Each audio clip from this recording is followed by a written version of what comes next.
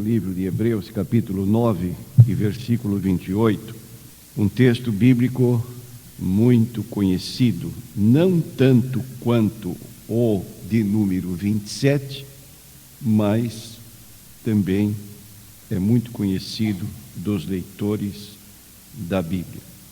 O versículo 27 você conhece: e como aos homens está ordenado morrerem uma vez, vindo depois disso juízo. Não é isso que vamos abordar.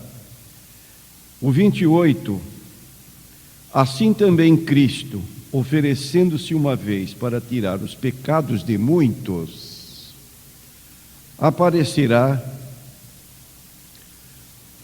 segunda vez, sem pecado, aos que o esperam para a salvação. Então, essa declaração bíblica que Jesus aparecerá segunda vez, nós queremos então falar sobre essa segunda vez, ou como geralmente nós falamos, a segunda vinda de nosso Senhor Jesus Cristo. Qual foi o último culto onde você esteve presente, que ouviu falar da segunda vinda de Jesus? Às vezes, passam-se em igrejas um ano inteiro, sem que do púlpito parta qualquer mensagem relativa à segunda vinda de nosso Senhor Jesus Cristo. E nesse particular, a pergunta importante que surge é: quando se dará essa segunda vinda de Jesus? Quando essa segunda vinda de Jesus se dará? E eu quero apresentar aos irmãos 3 ideias errôneas sobre ou como sendo resposta a esta pergunta. Quando será? Quando se dará a segunda vinda de Jesus? Existem pessoas, e são muitos os chamados cristãos, que hoje em dia não mais creem na segunda vinda literal do Senhor Jesus Cristo. Parece que se acostumaram com o ensino que é repetido frequentemente, e com o passar dos anos, como isso não se efetivou, então estas pessoas hoje já não creem mais na segunda vinda literal do Senhor Jesus Cristo. Nós lemos em 2 Pedro, no capítulo 3, e no versículo 3, o apóstolo Pedro, se referindo a pessoas da sua época que diziam que já Jesus não voltaria mais, sabendo primeiro isto, que nos últimos dias virão escarnecedores, andando segundo as suas próprias concupiscências e dizendo: onde está a promessa da sua vinda? Onde está? Por que não se cumpre? Porque desde que os pais dormiram, todas as coisas permanecem como desde o princípio da criação. Então, são pessoas que já não admitem a segunda vinda de Cristo, e para justificar essa demora, dizem que Cristo volta para aquela pessoa que morre, quando na verdade é uma coisa diferente a segunda vinda de nosso Senhor Jesus Cristo. Mas hoje são muitos os incrédulos que não admitem mais que Jesus virá literalmente como a Bíblia Sagrada estabelece.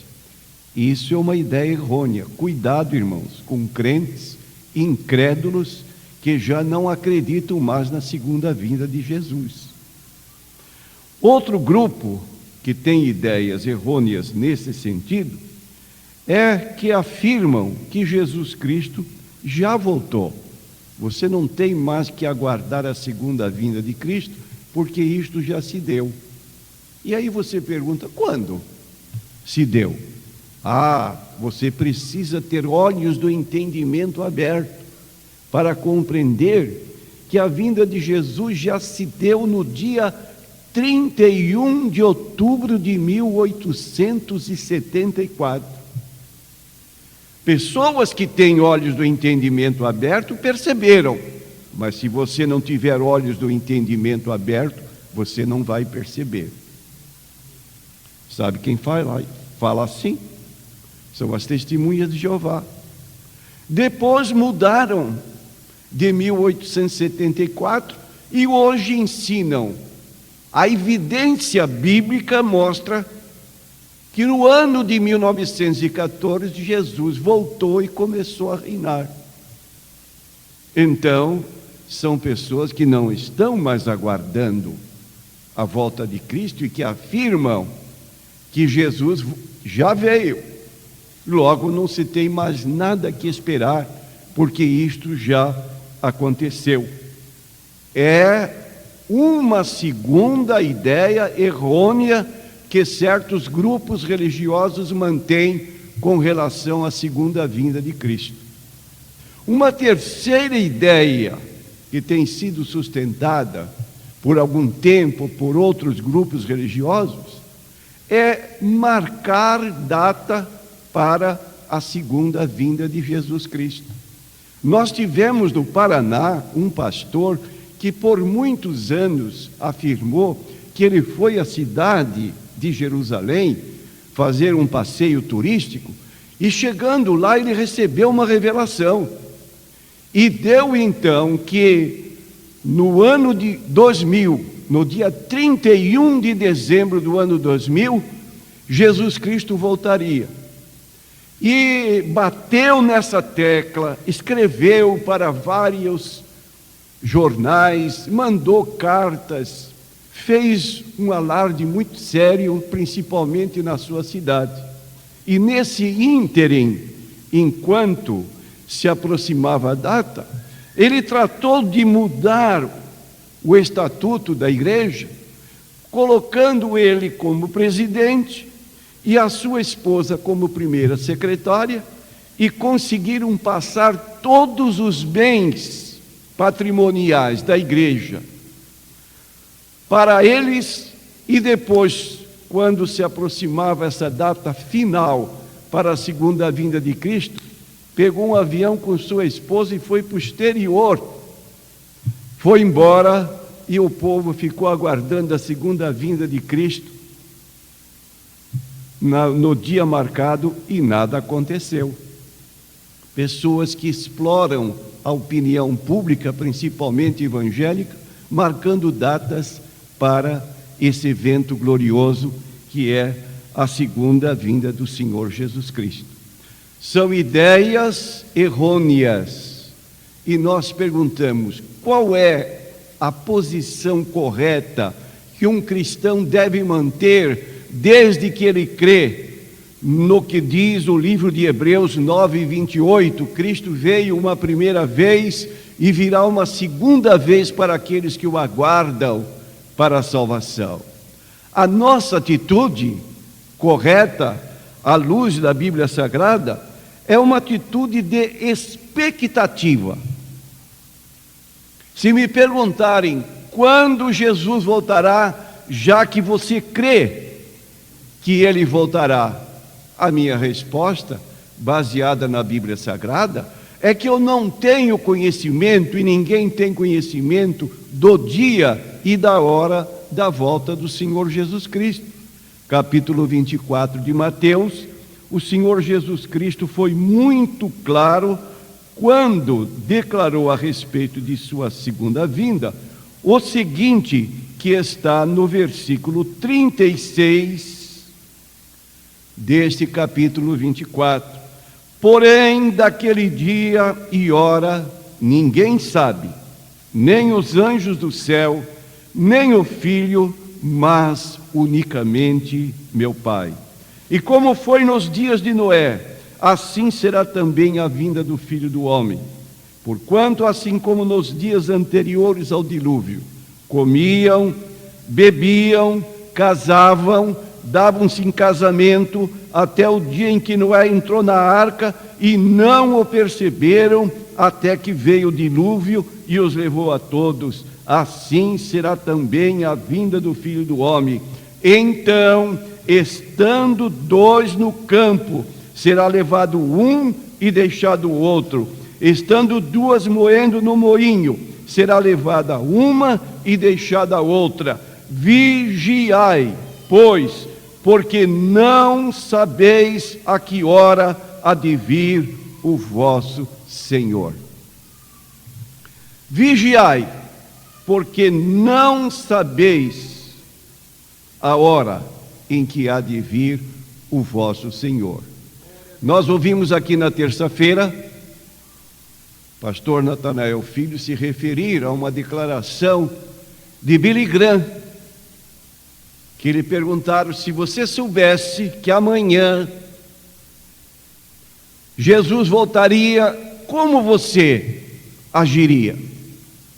Ele disse: eu não mudaria a minha forma de viver, porque cada dia eu estou esperando a volta de Jesus.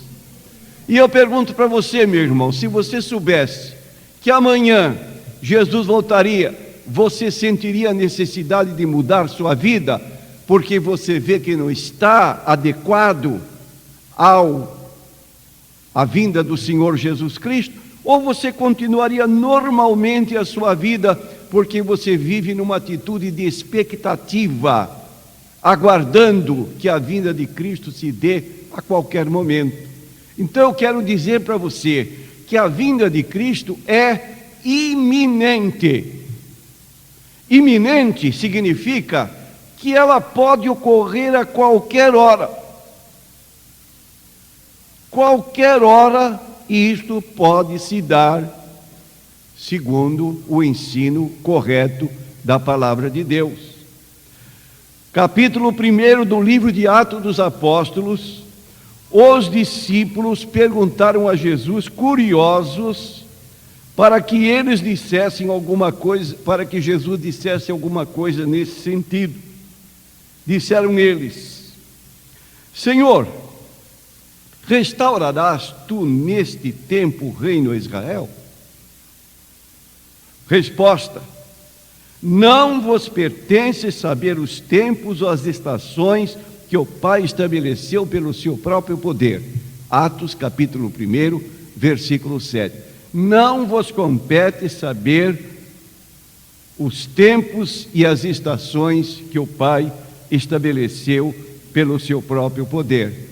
Assim, não há uma pessoa que use a Bíblia com respeito, que venha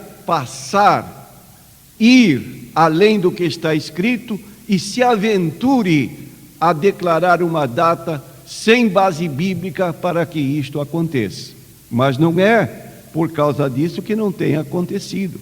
Tem acontecido pessoas que usam a Bíblia, manipulam, fazem cálculos cronológicos difíceis de serem entendidos, e as pessoas, às vezes mais simples, caem nesse erro como se isso fosse uma verdade bíblica. Então, irmãos, nós cremos na segunda vinda do Senhor Jesus Cristo. Cuidado com aqueles que não creem, cuidado com aqueles que ensinam que Jesus já veio, cuidado com aqueles que marcam datas. O certo é você estar na expectativa da segunda vinda de Cristo, crendo piamente que Jesus Cristo voltará conforme o ensino das Escrituras Sagradas. Certos estudiosos da Bíblia chegaram ao ponto de afirmar que existem cerca de 318 referências bíblicas relacionadas à segunda vinda de Jesus. Então, é um assunto que é muito falado nas Escrituras Sagradas e que devia trazer da nossa parte uma atenção assim mais voltada para este evento que pode ocorrer. Dentro do nosso ponto doutrinário, dos nossos artigos de fé, infelizmente nós temos distribuído a alguns irmãos os artigos de fé da Igreja Evangélica da Paz, mas eu não sei se os irmãos têm lido, mas nós dizemos dentro do nosso artigo de fé que a segunda vinda de Cristo será em duas fases distintas. A primeira fase da segunda vinda de Cristo é o que fala a Bíblia do arrebatamento. Então, se alguém perguntar para você, meu irmão, você que é membro da Igreja Evangélica da Paz, qual é a posição da sua igreja com relação à grande tribulação e com respeito à segunda vinda de Cristo? Você deverá responder: nossa igreja é pré-tribulacionista e a nossa igreja é pré-milenial. Ou seja, nós cremos no arrebatamento da igreja antes que se dê a grande tribulação. Arrebatada a igreja, se dará o evento chamado a grande tribulação. E a segunda fase da segunda vinda de Cristo é chamada manifestação. Primeira, arrebatamento. Na primeira fase, que se dará o arrebatamento da igreja. E a segunda fase, 7 anos depois da grande tribulação, então, Cristo voltará do céu com a sua igreja glorificada para vencer aqui o anticristo e se dar o reino milenial de Jesus Cristo sobre a terra. A Bíblia, no Novo Testamento, foi escrita na língua grega. Existe, para falar da vinda de Cristo, a palavra parousia. Repita comigo. Parousia. Escreve-se parousia. Se pronuncia parousia. Esta palavra parousia é empregada em Mateus 24, versículo 3. Quando se dará a tua vinda? Que sinal? Esta palavra vinda é a tradução da palavra grega parousia. Quando se dará? Há uma segunda palavra chamada epifania, que é traduzida para manifestação, e existe a palavra Apocalipse, que é o nome do último livro da Bíblia, e essa palavra Apocalipse significa revelação. Então, no arrebatamento da igreja, emprega-se a palavra parousia. Na segunda fase, depois da grande tribulação, quando a igreja voltará glorificada para o milênio na face da terra, a palavra que se emprega é epifania ou apocalipse, que significa tirar o véu ou revelação. Vamos analisar rapidamente, irmãos, esta palavra que nós dissemos, arrebatamento. Nesta primeira fase da vinda do Senhor Jesus Cristo, Ele descerá do céu para nos levar ao encontro dele nos ares. Então, no arrebatamento, Cristo não porá seus pés aqui na terra, mas Ele permanecerá nos ares e a igreja subirá ao encontro do Senhor Jesus nos ares. capítulo 4 do livro de 1 Tessalonicenses, o apóstolo Paulo estabelece essa posição que nós chamamos arrebatamento, porque o mesmo Senhor descerá do céu com alarido, com voz de arcanjo, com trombeta de Deus, e os que morreram em Cristo ressuscitarão primeiro. Depois, nós, os que ficarmos vivos, seremos arrebatados, juntamente com ele nas nuvens, a encontrar o Senhor nos ares, e assim estaremos para sempre com o Senhor. Aí está o arrebatamento, quando partimos ao encontro de Cristo nos ares.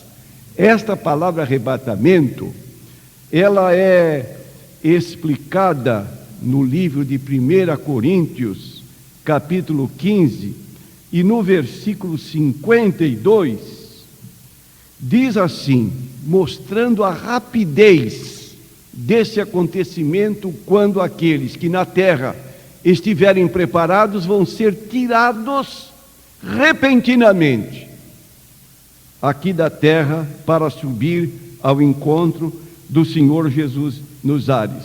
Diz aqui o apóstolo, 52, o versículo do capítulo 15 de 1 Coríntios.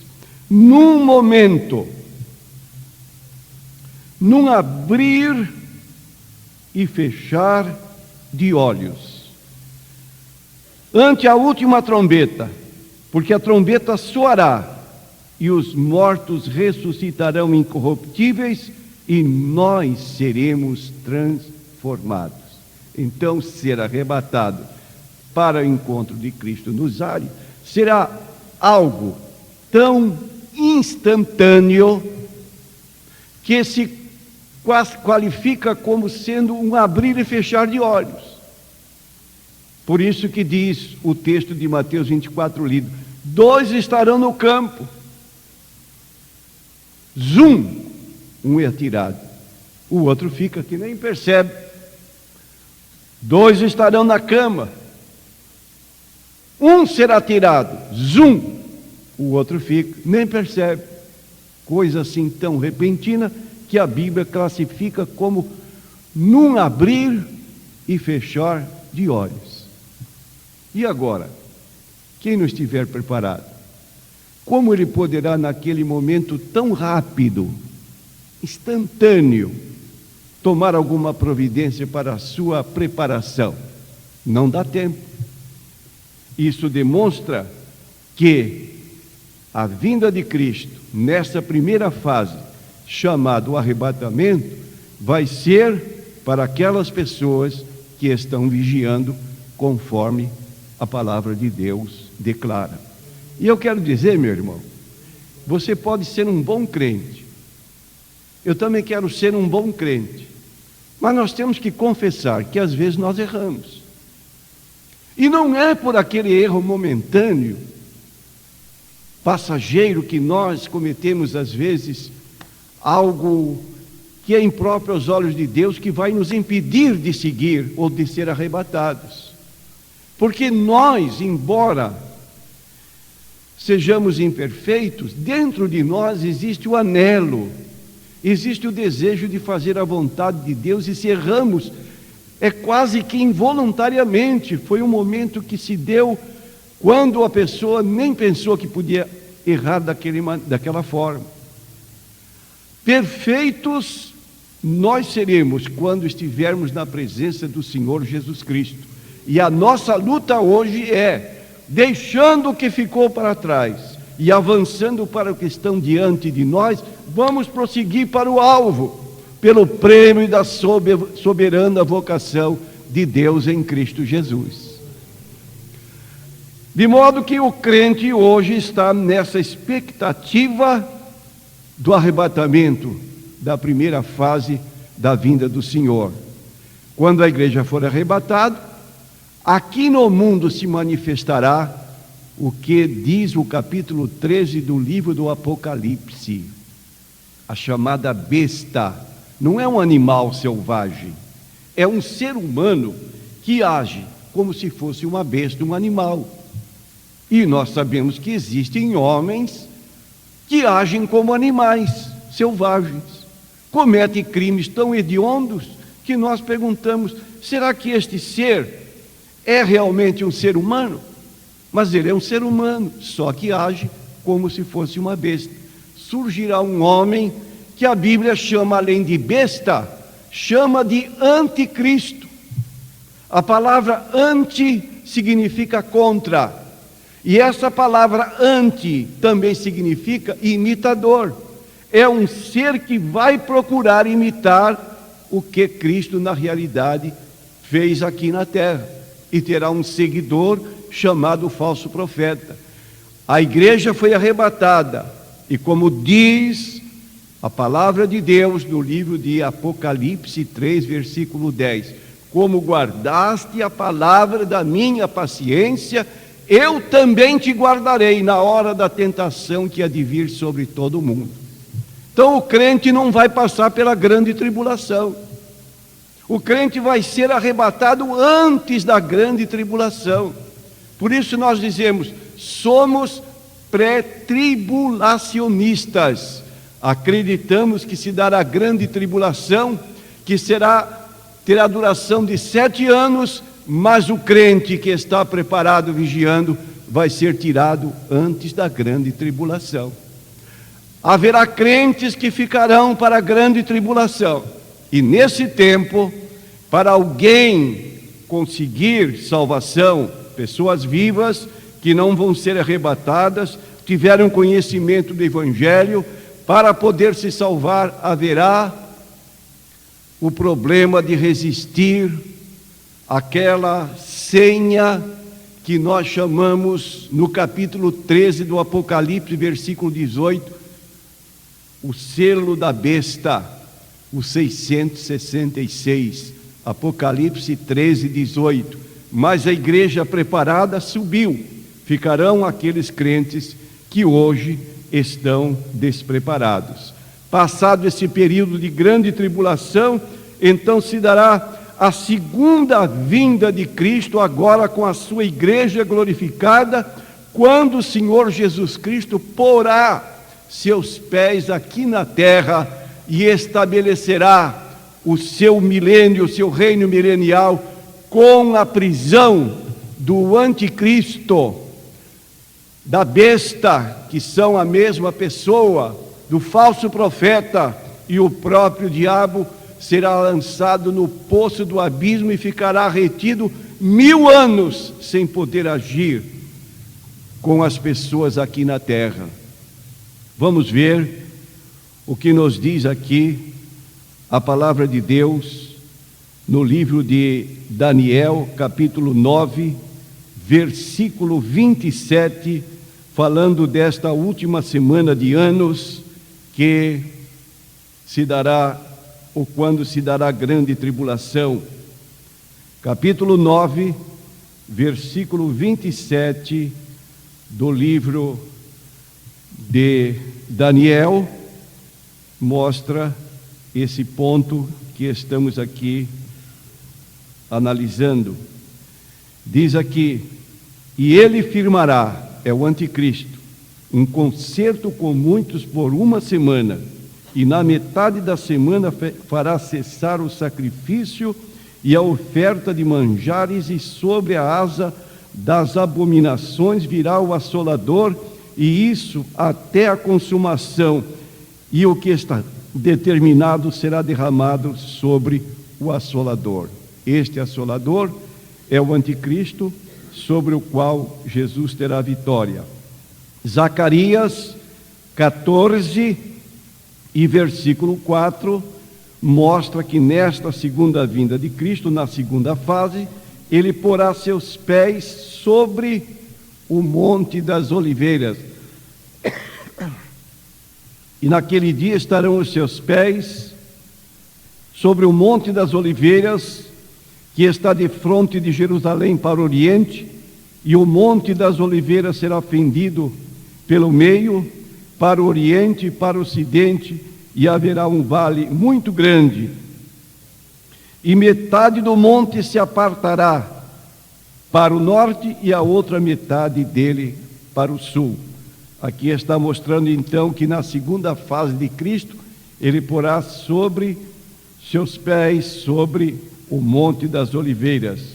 Capítulo 24 de Mateus, falando desse período da grande tribulação, o Senhor Jesus Cristo disse, no versículo 21, porque haverá então grande aflição, como nunca houve, desde o princípio do mundo até agora, nem tampouco há de haver. E se aqueles dias não fossem abreviados, nenhuma carne se salvaria, mas por causa dos escolhidos serão abreviados aqueles dias. Meus irmãos, aguardemos a segunda vinda de Cristo, principalmente o arrebatamento, quando seremos levados. Tribulação, a igreja retorna para o reino milenial de Jesus aqui na face da terra, e em seguida então Satanás será solto por um pouco de tempo, será finalmente derrotado.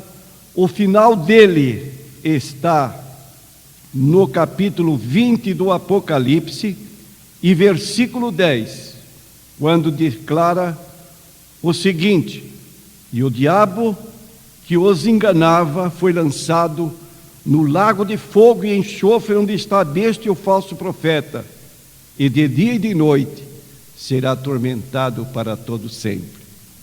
Finda a derrota definitiva de Satanás, então nós entraremos no estado eterno, que começa no capítulo 21 do Apocalipse, e no versículo 4 diz: e Deus limpará dos seus olhos toda lágrima, não haverá mais morte, não haverá mais pranto, nem clamor, nem dor, porque já as primeiras coisas são passadas.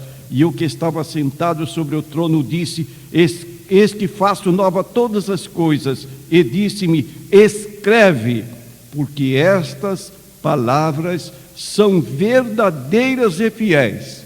E disse-me: está cumprido, eu sou o Alfa e o Ômega, o princípio e o fim. Aqui está a palavra final do Senhor Jesus Cristo, Alfa e Ômega, dizendo que isto que está escrito certamente se cumprirá, conforme diz a palavra de Deus. Então aguardemos a segunda vinda de Cristo, preparados cada dia, porque não sabemos o dia nem a hora. No próximo sábado, nós teremos a celebração da ceia do Senhor. É mais uma ocasião, quando rememorando a morte de Cristo na cruz por nós, fazemos isso continuamente, até que Ele venha. Jesus voltará. Amém.